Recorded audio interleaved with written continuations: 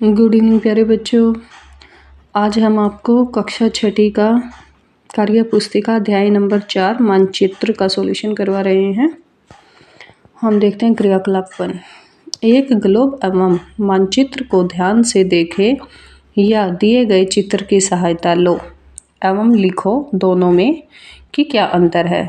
तो बच्चों आप ध्यान से देखिए, एक तरफ चित्र में ग्लोब दिखाया हुआ है और दूसरी तरफ चित्र में मानचित्र दिखाया हुआ है, तो दोनों में क्या क्या डिफरेंसेस होते हैं वो हम देखेंगे। ग्लोब के अध्ययन की कुछ सीमाएं होती हैं।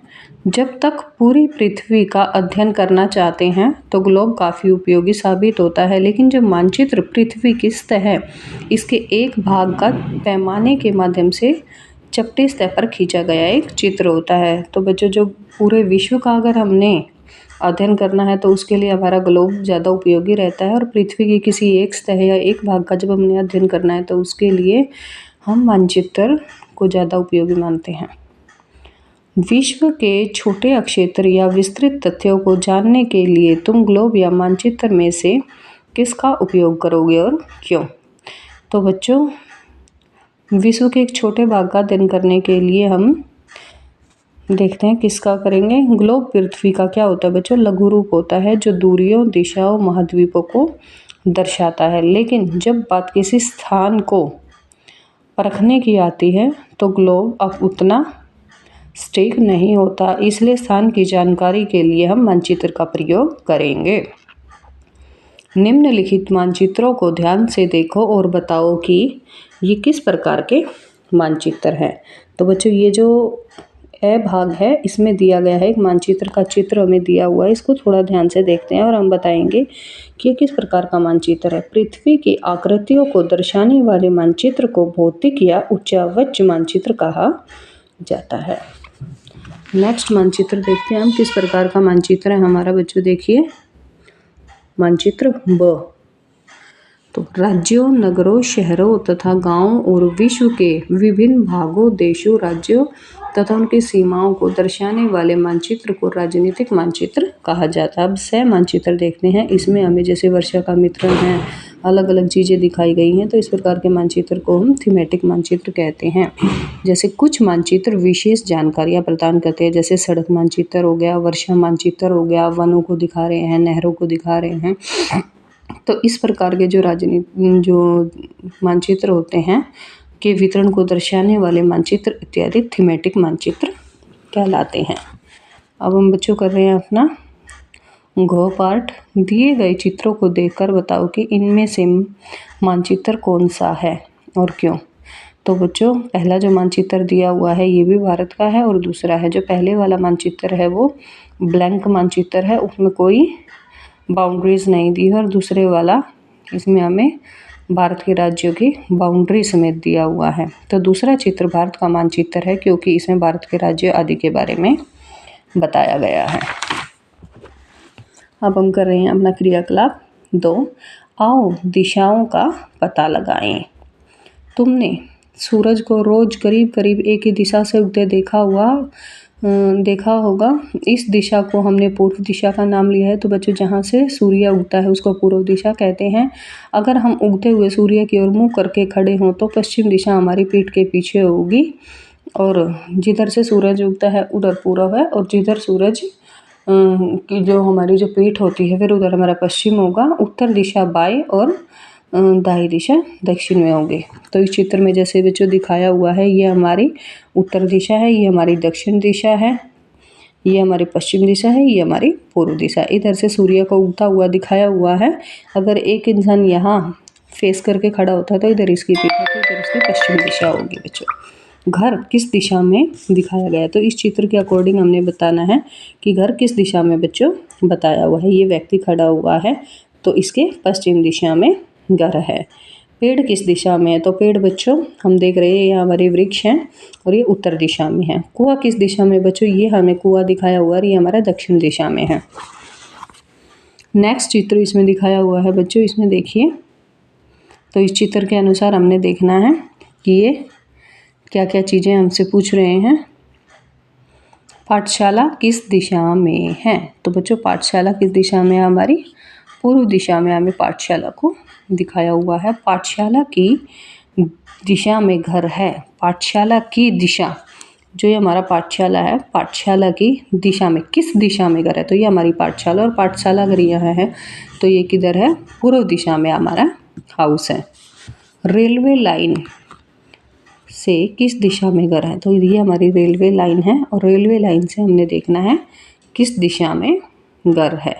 तो रेलवे लाइन से बच्चों उत्तर दिशा में घर है। नेक्स्ट देख रहे हैं बच्चों हम अपनी दिशाओं का ज्ञान। ये देखिए, ये उत्तर दिशा है, ये दक्षिण दिशा है, ये हमारी पूर्व दिशा है, और ये हमारी पश्चिम दिशा है। ये तीर के माध्यम से हमें दिखाया हुआ है। जो दिशाओं का ज्ञान हम आपको पहले भी करवा चुके हैं। अब देखते हैं क्रियाकलाप 3। तो क्रियाकलाप 3 में बच्चों देखेंगे क्या पूछा गया है हमसे। अगर पता करना है कि पाठशाला के किस दिशा में पेड़ है, तो दिशा तीर को पाठशाला के ऊपर रखो। ठीक है, तीर के बीच में जो गोला है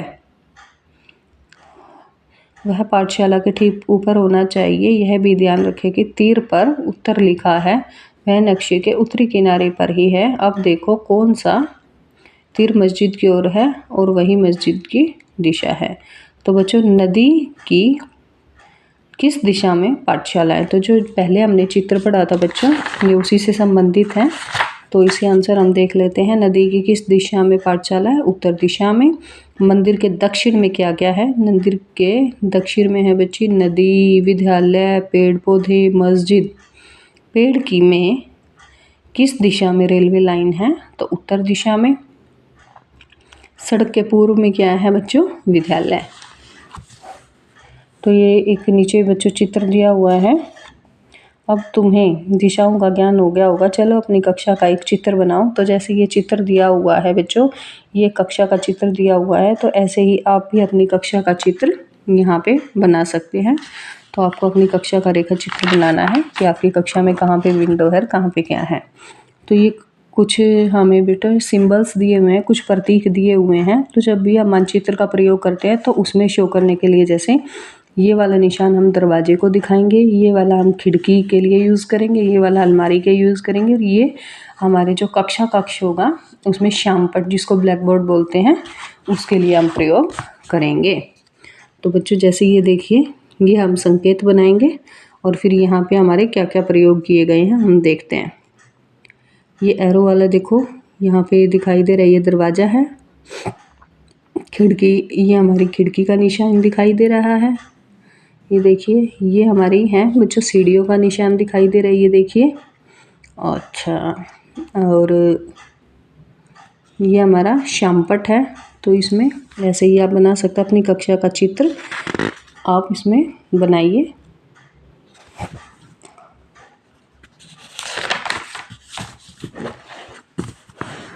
नेक्स्ट क्रियाकलाप में हम कर रहे हैं अपना, हमें 3 मानचित्र दिए हुए हैं बच्चों। तो किसी में खनिज पदार्थ को दिखाया गया है, किसी में नदियों को दिखाया हुआ है, किसी में शहरों को दिखाया हुआ है कि कहाँ पे कौन सा शहर है। तो ये एक स्केल दिया हुआ है बच्चों, एक पैमाना दिया हुआ है, और ये हमें दिखाता है कि ये पैमाना कितनी दूरी का मापता है। ऐसे ही इसमें भी मापक, ऐसे ही इसमें भी ये पैमाना है।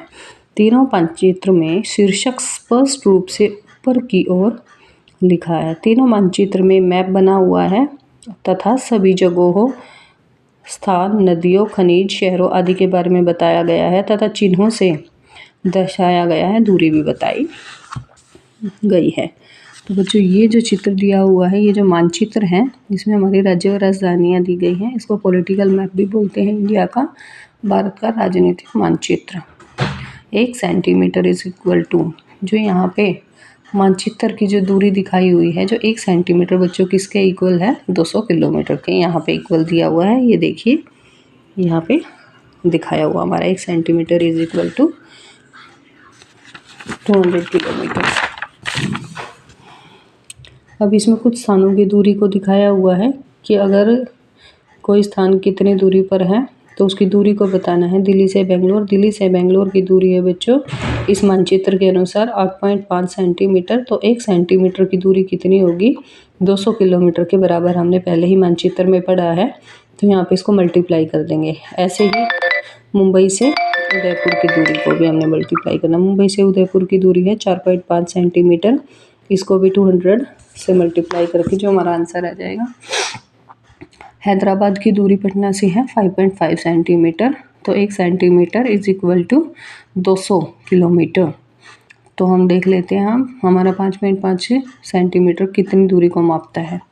ऐसे ही कोहिमा से शिमला की दूरी को हम देख लेते हैं, मुंबई से चंडीगढ़ की।